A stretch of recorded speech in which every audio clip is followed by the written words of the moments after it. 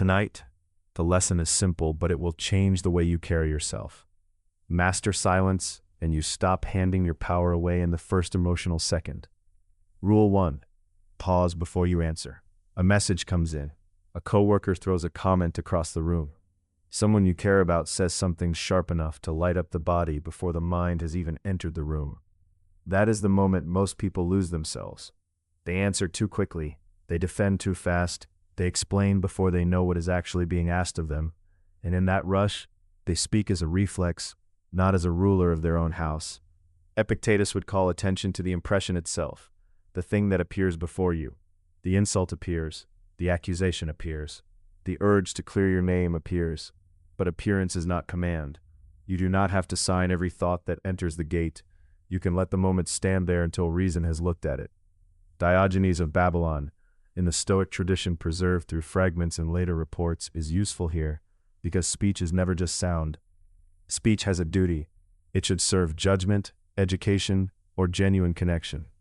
If your first words are only trying to prove you are not wrong, then your words have already drifted from their purpose. So pause.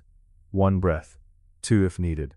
Look at the face in front of you, the phone screen, the crowded room, the late-night tension, and let the urge pass without obeying it immediately. On-screen phrase, hold the gate. Silence in that first moment is not surrender. It is the Citadel gate closing before the storm enters. You are not rejecting speech. You are waiting until speech belongs to you again. Rule 2. Do not speak for wounded pride. There is a kind of speech that feels urgent because it is trying to heal embarrassment. Someone corrected you in front of others. Someone misunderstood your intention. Someone made you look smaller than you wanted to look. Then the chest tightens, and the mouth starts preparing a speech that is longer than the moment requires. That speech is rarely about truth. It is about recovering status. This is where Epictetus is severe in the best possible way. If your peace depends on other people instantly recognizing your worth, then every room becomes a courtroom. Every disagreement becomes a threat. But if your worth is not negotiated in the moment, then you can let some remarks die where they were born. Seneca also helps here. He knew how fast anger can dress itself as justice. A person says, "I'm only being honest," when they are really trying to wound back. Another person says, "I just need to explain myself," when what they want is to relieve the discomfort of not being perfectly understood. But not every discomfort needs a mouth to rescue it. The practical rule is this: before you speak, ask one question. Is this for truth, duty, or connection? If it is for pride, wait. The delay weakens the ego's grip. If you give the moment a little space, the need to perform collapses on its own. In a meeting, this means you do not interrupt to prove a point the room does not need. In a relationship, it means you do not launch into a speech just to win the emotional scoreboard. In a crowded place, it means you do not chase every small slight, as if your dignity depends on immediate applause. On-screen phrase, do not argue to feel big. Silence, used rightly, removes the stage from the wound. What remains is the work of speaking only when speech is clean. Rule 3. Not every accusation deserves a defense. This rule matters because many people think silence means weakness. It does not. Sometimes silence is the refusal to enter a false trial. A person accuses you unfairly. They twist your words. They ask questions that are not really questions, but traps. If you answer every baited hook, you will spend your life feeding someone else's appetite for conflict. Epictetus would tell you to examine what is actually yours. Their opinion is theirs. Their mood is theirs. Their misunderstanding may be theirs too. You can speak clearly when clarity is useful, but you do not need to wrestle every shadow that passes across your name.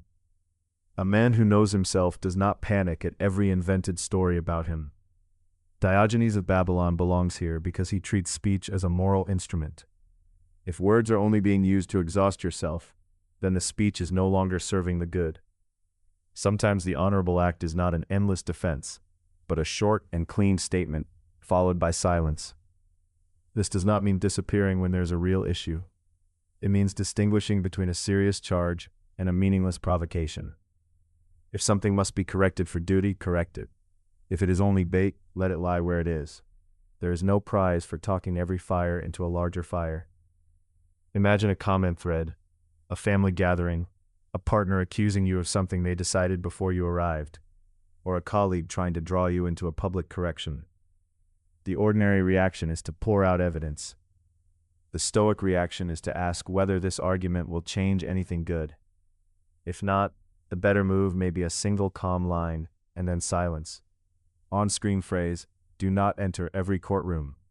A man who guards his tongue protects his energy. He does not need to answer every accusation to remain whole. Rule 4. Silence creates room for judgment. There are moments when the problem is not lack of intelligence. The problem is crowded judgment. Your mind is full of noise, notifications, memory, fear, the face of someone who just disappointed you, the need to respond right now because the moment feels hot. In that state, words rush out before the mind has arranged them. Silence is not empty. It is working space. Epictetus teaches that impressions first arrive as raw material. That raw material needs examination. If you allow a gap between what you feel and what you say, you create enough room to ask, what is this really? Is this a threat, a misunderstanding, a test of patience, or just a passing irritation? That small gap can save you from 1,000 careless sentences. Seneca understood this especially well when anger is involved. A flooded mind believes it is helping itself by speaking immediately. In truth, it is often only multiplying regret. He repeatedly points us away from the first surge and toward a more measured spirit. Not because feeling is forbidden, but because emotion in its hottest form is a poor advisor. Think of the modern version. A difficult text arrives while you are at work. A friend leaves you on read. A family member sends a message that lands like a blade. You can answer in the same minute and pay for it later. Or you can set the phone down, breathe, walk to another room, and let the mind cool enough to see the situation clearly. On-screen phrase, cool the metal. A blade is forged by fire, but wisdom is not. Wisdom often needs stillness so it can take shape. Silence is the pause that turns heat into judgment. Rule 5. Measure your speech against its purpose. Not every truth should be said in the same way, at the same time, or to the same person. This is where silence becomes intelligent rather than timid. A person who talks constantly often confuses volume with sincerity. But Stoic discipline asks a harder question. What is this word for? Diogenes of Babylon is the right supporting lens here, because the Stoic tradition treats reasoned speech as part of ethical life. Words should educate, clarify, and serve the common good of the moment. If your sentence does none of that, it may be noise wearing the mask of honesty. So before speaking, check the purpose. Are you trying to settle a real misunderstanding, give useful information, establish a boundary, support someone who needs clarity? Then speak plainly and without drama. But if your only motive is to discharge tension, display superiority, or prove that you were wronged, then silence is the cleaner act. This matters at work, where people can speak too much in meetings because they fear being overlooked. It matters in relationships, where over-explaining can become a way of asking for permission to exist. It matters online, where one careless sentence can become an entire identity you never intended to build. Measured speech is not coldness, it is precision. A surgeon does not swing every tool at once. A builder does not pour every beam on the floor and hope the house appears. Likewise, you do not owe the world every thought that moves through your nervous system. Ask it simply, does this word serve? If yes, use it. If no, let silence do its quieter work. On-screen phrase, words should have a job. That is the standard. Not whether you can speak, but whether your speech deserves to stand in the light. Rule 6. Do not feed provocation.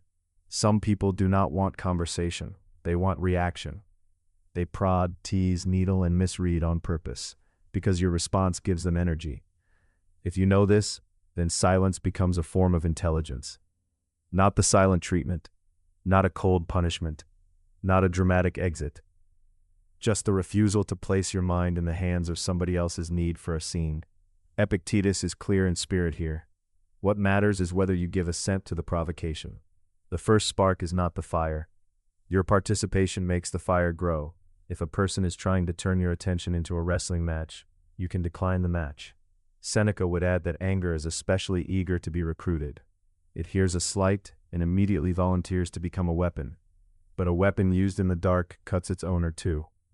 When someone is baiting you, The shortest path to strength is often the slowest reaction. You do not have to explain, correct, escalate, or perform outrage on command. There are modern examples everywhere. A coworker makes a cutting joke and watches your face. A relative keeps pushing on the same old weak spot. A stranger online wants you to build a cathedral of words around their bad faith. A person in a relationship says something sharp, not to understand you, but to see if they can pull you off center. The Stoic answer is not to become passive. It is to become unreadable to nonsense. You can ask one clarifying question. You can state one boundary, then stop. If the moment is not for honest exchange, leave it to starve. On-screen phrase, starve the spark. The fire dies when it is denied fuel. Your silence is not emptiness. It is the decision not to feed what does not deserve to live. Rule 7. Silence is not avoidance when it is intentional. This matters because some people use the word silence to excuse cowardice. That is not what this episode is about. Stoic silence is not hiding from responsibility. It is choosing the right moment and the right measure. There is a difference between refusing to speak because you are afraid and refusing to speak because speech right now would be useless or harmful. Seneca gives this scene its shape. He knew the damage of speaking while emotionally flooded, but he never treated self-command as an excuse to dodge life. The disciplined person can speak plainly when duty requires it. The disciplined person can also keep still until the noise in the chest settles. That is not avoidance. That is good order. So if there is a hard truth to deliver, do it cleanly and without theatrical buildup. If a boundary needs to be stated, say it without apology and without attack. If a conversation must happen, do not hide behind vague quiet. But if the moment is still full of heat and your words would only become a second wound, step back until you can speak like a human being instead of a wound looking for a microphone. In real life, this means you do not ghost people as a tactic, but you also do not force every discussion at the worst possible hour. It means you do not mistake emotional delay for weakness. Sometimes the strongest answer is a measured delay that protects the quality of what you will eventually say. Quiet with direction. That is the difference. Not silence as absence, but silence as control. Not escape from duty, but mastery of timing. Rule 8. Use silence to protect the inner citadel. Every day something tries to get inside you. Other people's urgency, their opinions, their panic, their disappointment, their need to pull you into a version of yourself that reacts faster than it thinks. If you answer everything, you let the outside world run your inner room. Epictetus is the clearest guide here because his whole approach protects agency. Your inner freedom begins when you stop giving every external event immediate authority over your mind. A silence chosen with awareness is a locked gate. It says, not every voice enters. Not every demand receives my full attention. This is especially useful when you are tired. At night, judgment weakens. The body wants relief. The mind wants to resolve things fast. That is when bad conversations become easy. A late-night text can feel bigger than it is. A lonely hour can make a small slight feel like betrayal. Silence at that hour can protect you from making tomorrow's life harder. The image to keep is simple. The Citadel gate in the storm. Not closed forever. Closed until the right moment. You can still speak tomorrow. You can still clarify later. But tonight you do not let the weather in. This practice also protects focus. If you are studying, training, working, or rebuilding discipline, silence is often the price of depth. Not every interruption deserves your mind. Not every opinion deserves an immediate response. The person who owns the gate decides who enters and who waits. On-screen phrase, guard the gate. That is self-command, not numbness, not arrogance, just the steady refusal to let the whole world live inside your head at once. Rule 9. Speak only after the emotion has left the room. There are moments when silence is temporary, and that is enough. You do not need to declare war on all speech. You just need to wait until the mind is no longer crowded by the first wave. When anger is present, the tongue becomes efficient at damage. When envy is present, it can sound clever while hiding poison. When fear is present, it can apologize for things that never happened.